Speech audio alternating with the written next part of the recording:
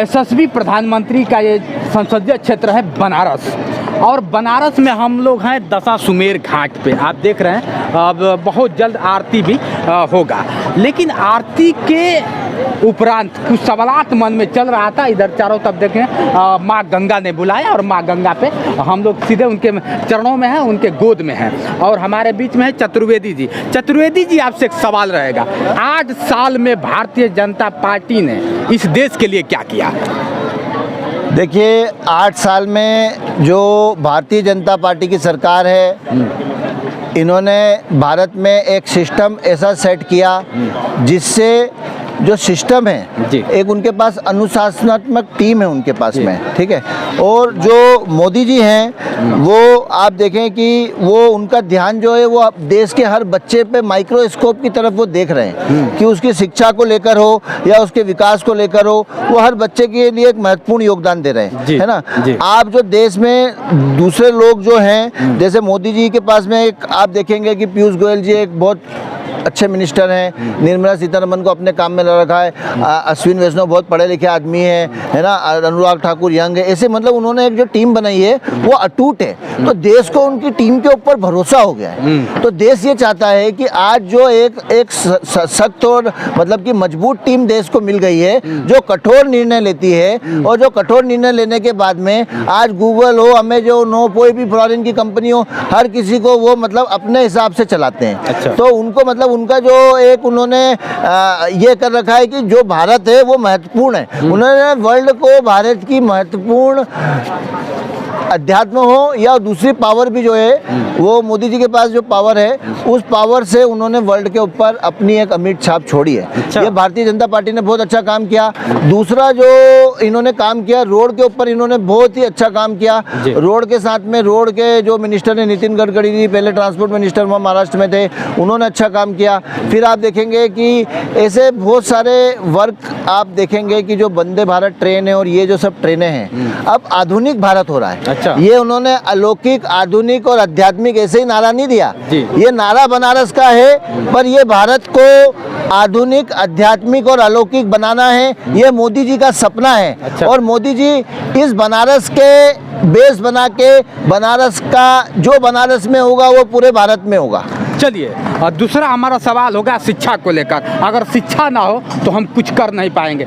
शिक्षा उनके आने से कितना बदलाव हुआ, शिक्षा की अगर बात कर लिया जाए? देखिए, शिक्षा एक भारत की प्रगति और देश की प्रगति के लिए शिक्षा सबसे महत्वपूर्ण है जी। और शिक्षा के ऊपर कोई भी पार्टी राजनीति ना करे, क्योंकि ये देश के बच्चे के भविष्य से डायरेक्ट कनेक्टेड है, ये देश के भविष्य से डायरेक्ट कनेक्टेड है। आज हमें किसी भी व्यक्ति को शिक्षा जो है उसके व्यवसायीकरण पे तुरंत रोक रखना चाहिए। ये मेरी सारी राज्य सरकारों से और सारे प्रधानमंत्री जी के जो भी संसदीय मंडल के जो लोग हैं, जो अनुभवी लोग हैं, उनसे मेरा निवेदन है कि व्यवसायीकरण शिक्षा का नहीं होना चाहिए। मैं बता रहा हूँ। दूसरी बात क्या है, एक बहुत अच्छी बात है कि मोदी जी का जो ध्यान है, वो मैंने आपको पहले भी बोला, वो देश के हर बच्चे पर माइक्रोस्कोप लगा के देख रहे हैं। आपको नहीं मालूम है उनके अंदर की शक्ति क्या है। अच्छा। वो उन्होंने इतना जो केदारनाथ जाते हैं ना, वहाँ से जो आशीर्वाद मिलता है उनको, वो शक्ति है उनके अंदर। तो वो जो शक्ति है, उस शक्ति से वो बच्चे को देख लेते हैं कि क्या भाई मुझे आगे करना है। तो 2027 की प्लानिंग भी तैयार है, वो काम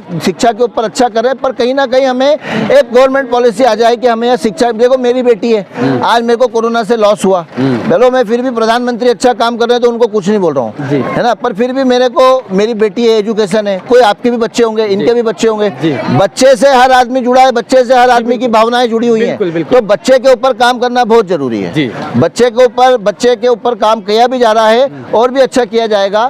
तो मतलब हम तो देखो ऐसा है कि आपको ये जो चीज़ों के माध्यम से पूरे देश को अगर हम कोई चीज़ भला कर सकें तो भला करें, ह्यूमैनिटी फर्स्ट। चलिए, मेरा अगला सवाल ये होगा कि भारत जोड़ो यात्रा जिस तरह से देखा जाए, उनका विपक्ष पार्टी ही कह लिया जाए, उसमें कन्हैया कुमार जी हैं राहुल गांधी के साथ, उन पे आपका क्या है? देखो, मैं ना एक मेरे को ना हंसी आती है। देखो सर, हंसी इसलिए आती है क्योंकि क्या है कि वो मोदी जी तो क्या करते हैं, वो किसी को कोई जवाब नहीं देते। अच्छा। वो सिर्फ भक्ति करते हैं, मंदिर बनवाते हैं, वो लोगों का उत्थान करते हैं, उन्नति कराते हैं, वो लोगों को मार्गदर्शन देते हैं। वो मोदी जी कोई काम नहीं करते। वो क्या करते हैं, वो किसी को जवाब नहीं देते। जवाब अपने आप मिल जाता है। जैसे आप देखो उद्धव ठाकरे को जवाब मिला, पार्टी पूरी खत्म हो गई। जिसने उनके साथ में गेम करने की कोशिश करी, आप देखो कि वो पूरा का पूरा सिस्टम ही उसका खत्म हो जाता है। अच्छा। वो नहीं करते हैं, उनके साथ में भोलेनाथ जी की शक्ति करती है। अच्छा। तो ये लोग क्या है कि जो लोग गुमराह कर रहे हैं, जो भी लोग हैं, जैसे आप देखो कि चंद्रबाबू नायडू हैं, उन्होंने मोदी जी को छोड़ा, वो गए। चरणजीत चन्नी जी थे, उन्होंने छोड़ा, वो गए, है ना। आप देखो जो लोगों ने करा, उन लोगों के हाल क्या हुए हैं। अच्छा अच्छा। तो ये जो मतलब कि आज जो समय के हिसाब से आप देखो कि भगवान उनको फल दे देता है। इसलिए जो विपक्षी पार्टी है, कन्हैया कुमार है, कन्हैया कुमार क्या है कि वो एक चिरकुट मतलब टाइप के व्यक्ति राहुल गांधी जी ने रख लिए, क्योंकि राहुल गांधी जी को राजनीति का इतना ज्ञान है नहीं। उन्होंने कभी राजनीति पढ़ी नहीं, उन्होंने कभी तर्कशास्त्र पढ़ा नहीं, उन्होंने कभी राजनीति शास्त्र पढ़ा नहीं, ठीक है। उनको इतना मालूम नहीं, वो तो इटली में रहे हुए हैं। विरासत में मिल गई बस। विरासत में जैसे हम आपको बोल रहे हैं, अंदर से आवाज आ रही है, ये हमारे अंदर राजनीति का कीड़ा है, तब हम बोलते हैं। ऐसे हम जो भी शब्द बोलेंगे वो राजनीति से संबंधित बोल रहे हैं, क्योंकि वो राहुल गांधी जी ने उनको अपना बोलने के लिए एक चिरकुट जो रखते ना, वो चिरकुट रख दिया। यार उसकी क्या कल्पना करोगे आप कन्हैया कुमार की मोदी जी से? आप एक बात बताओ, कन्हैया कुमार की क्या कल्पना करोगे मोदी जी से? अच्छा। कन्हैया कुमार और मोदी जी की तपस्या में कितना फर्क है। एक भी मंदिर बनाया कन्हैया कुमार ने? बताओ। कन्हैया कुमार कहता है कि मंदिर से क्या होगा, हमें स्कूल बनवाएंगे। अरे मंदिर होगा, बच्चे में अध्यात्म जागेगा, तभी तो वो जाके अंग्रेजों को बुला के यहाँ पे टीचिंग करेगा। अच्छा। जब तक उसमें अध्यात्म में नहीं होगा, तो जब तक कैसे काम होगा बताओ? आप बताओ। कन्हैया कुमार हमेशा कहते हैं मंदिर मस्जिद से देश चलेगा कि शिक्षा से चलेगा?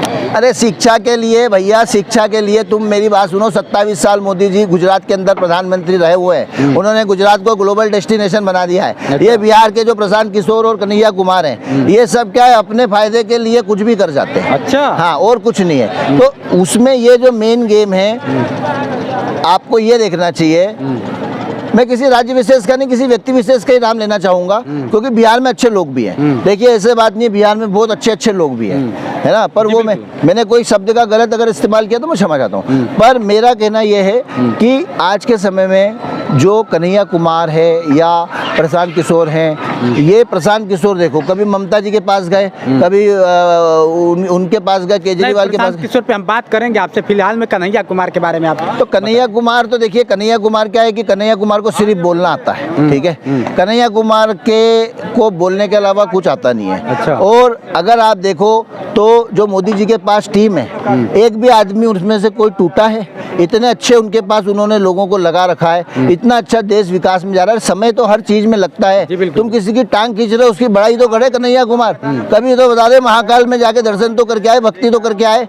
भारत में रहता है साला, वहाँ भारत जोड़ो यात्रा कर रहा है। कोई मंदिर जा रहा है, कोई मंदिर में जाके मत्था टेक रहा है। दिवाली के बाद में मोदी जी ने 5 बार मत्था टेका। हेमकुंड साहब गए आपके, ठीक है, उधर स्कीम दे के आए, है ना। केदारनाथ गए, वो महाकाल लोक का उद्घाटन किया। कन्हैया कुमार क्या कर रहा है? रोड पे चल रहा है। भैया मत्था टेकने का भी फायदा होता है। अच्छा। ये भारत ऐसे नहीं बना है। भारत संस्कृति और सनातन धर्म से चलता आ रहा है अगर देखा जाए तो। अगला सवाल मेरा होगा प्रशांत पे। जिस तरह से अगर देखा जाए तो प्रशांत हमेशा इधर चले जाते हैं, उधर चले जाते हैं। इनका मतलब बदलने का जो नीति है, इसमें आपका क्या है कि दो ही पलीथन दे दो तेल, तुम नाचो हम देखें खेल।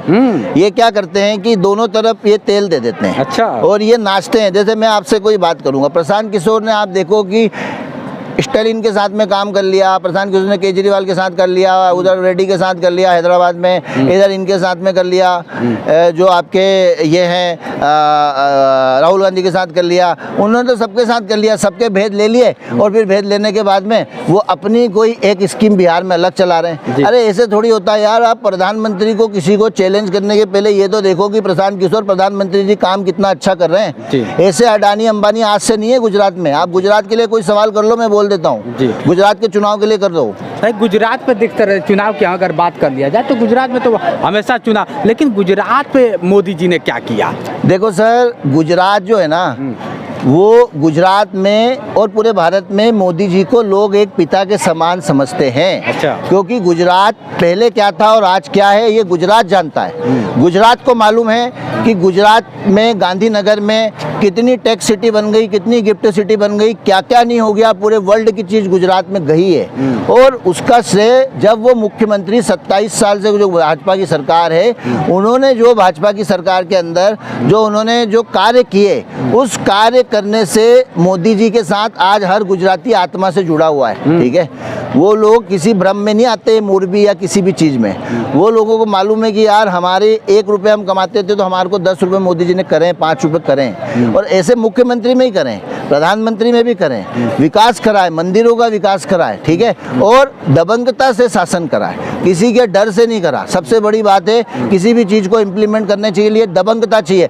वो दबंगता हमारे प्रधानमंत्री नरेंद्र मोदी जी के पास है और भारतीय जनता पार्टी के पास है। इसलिए हम उस दबंगता को हम प्रणाम करते हैं। यहाँ काशी विश्वनाथ के मंदिर से हम प्रणाम करते हैं, बाबा की नगरी से हम प्रणाम करते हैं, भोलेनाथ के चरणों में हम प्रणाम करते हैं कि जो काशी विश्वनाथ मंदिर है, यहाँ से हमारा प्रणाम है उस ऐसे देवी आत्मा को और ऐसी देवी शक्तियों को जो देवताओं की रक्षा के लिए और देवताओं के लिए कार्य कर रहे हैं और राक्षसों का नाश किया जा रहा है। तो राक्षस प्रकृति के जो लोग हैं उनको ठीक होना चाहिए और आगे जाकर ये जो चीज़ है ये भारत को एक बहुत बड़े लेवल पे ले जाने वाली है। देखना आप दुनिया में क्या होने वाला है। बिल्कुल बिल्कुल बिल्कुल। चलिए, चतुर्वेदी जी थे हमारे साथ, अब बड़ा अच्छा वक्तव्य करते हैं और